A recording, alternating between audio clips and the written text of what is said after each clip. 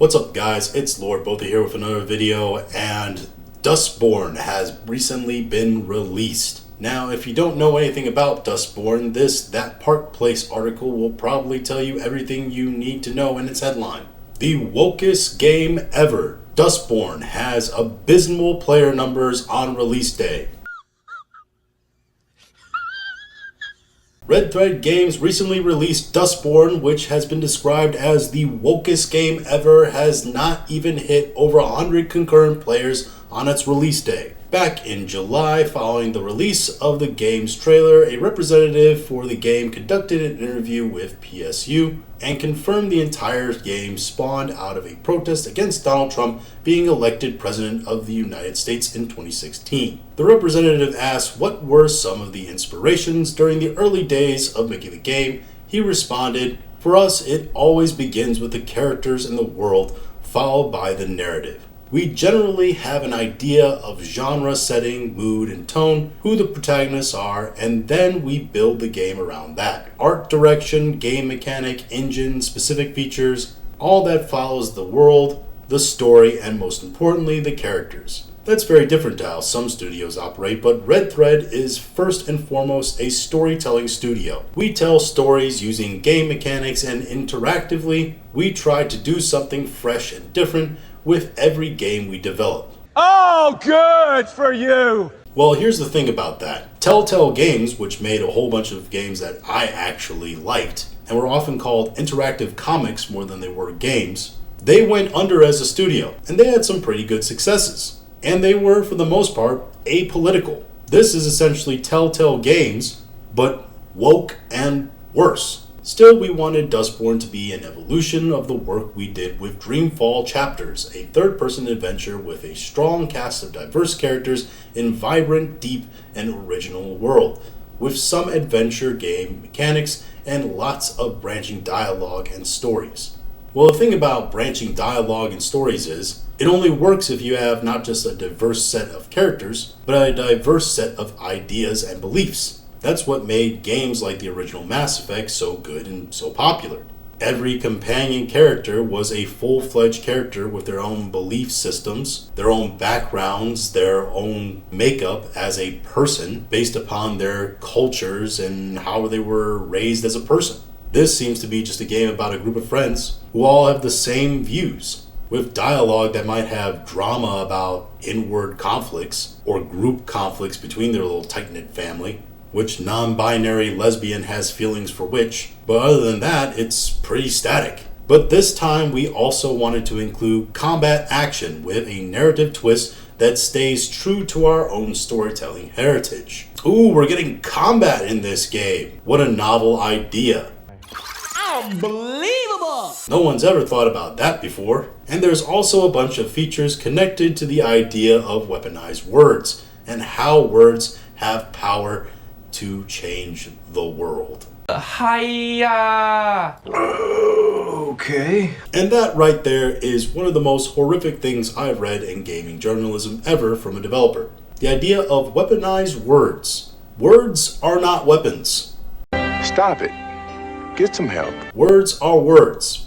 Sticks and stones may break my bones, but words will never hurt me, is literally a phrase we all learn as children that is meant to teach us, as soft, small-brained children, that words are quite specifically not weapons. The only thing words hurt are your feelings. And if words hurt your feelings, just don't listen to them. Somebody said something that hurt your feels? Well, just call them a dick and walk away. Somebody said something mean to you online or something you disagree with online? Just walk away from the computer or put your phone down. Life will go on. It's okay. And our words have the power to change the world. You sure about that? This is absolutely not true. Words don't change the world, actions do.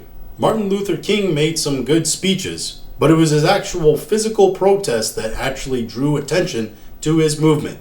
If he had no actions to back up his words, then his words were hollow. A certain famous leader of Germany, who spewed very vile words, would have had absolutely no power if he didn't have thugs with guns to back him up. His words were evil and vile, and people chose to give him hard power behind those words to make them legitimate. The next representative revealed that the game was inspired by the election of Donald Trump. The idea behind Dustborn's setting and characters was also influenced by the series of political events that deeply affected all of us, beginning in the summer of 2016 and continuing until, well, today. Metaphor.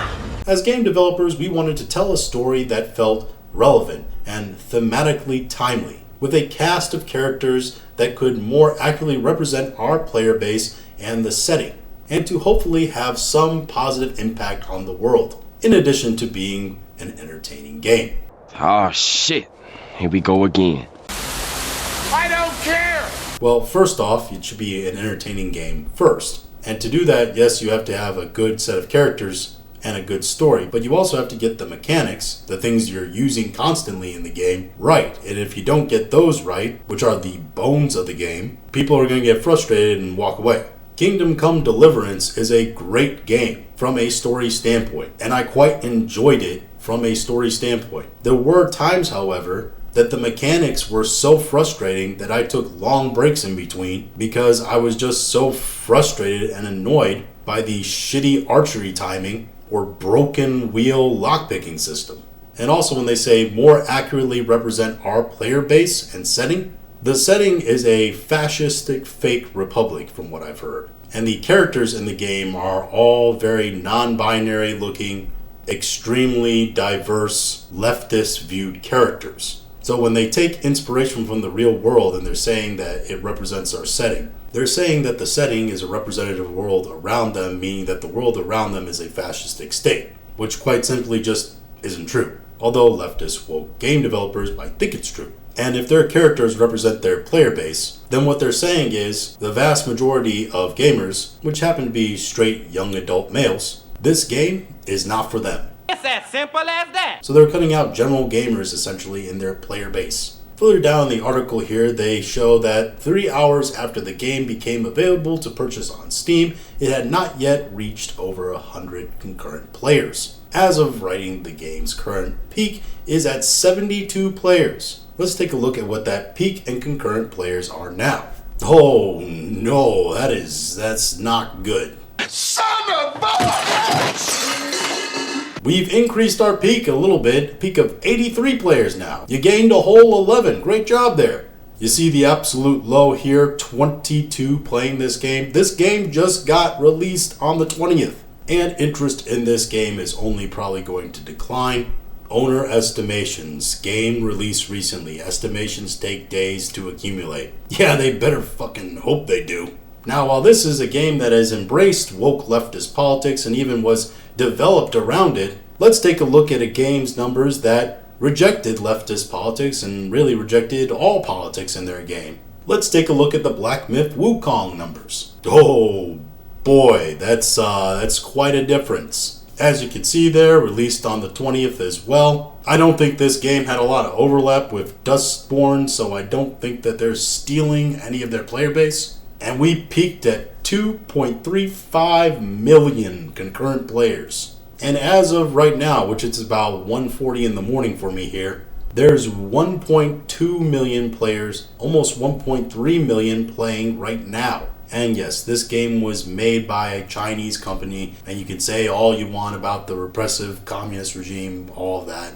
But when you look at the content of the game from the actual developers, they made it very clear that they didn't want any kind of politics, especially feminist politics, put into this or its reviews. And yes, that getting leaked to the press, maybe it helped sales a little bit, but I think this game was always going to be popular. It was heavily advertised in China, and it was broadly advertised as a Souls-like game across the world, which is very popular right now.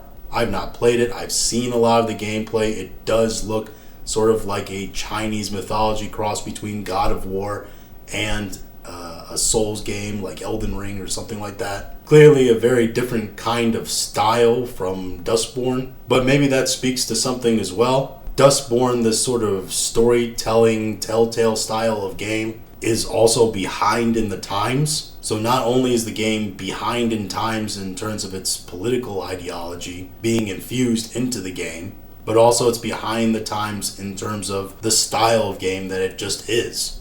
But these were just my thoughts on the failure that was Duststorm. I don't think it's going to get anywhere close to 100 players. I think this is going straight into the Tales of Kanzera Zhao sort of line in games where it's just deader than dead. It's gone. It's nobody's playing it, and I mean nobody. Within a couple of weeks, maybe a week. If you like this video, please like, share, and subscribe. If you didn't like this video, I appreciate you listening to all of it, and we'll talk to you again later.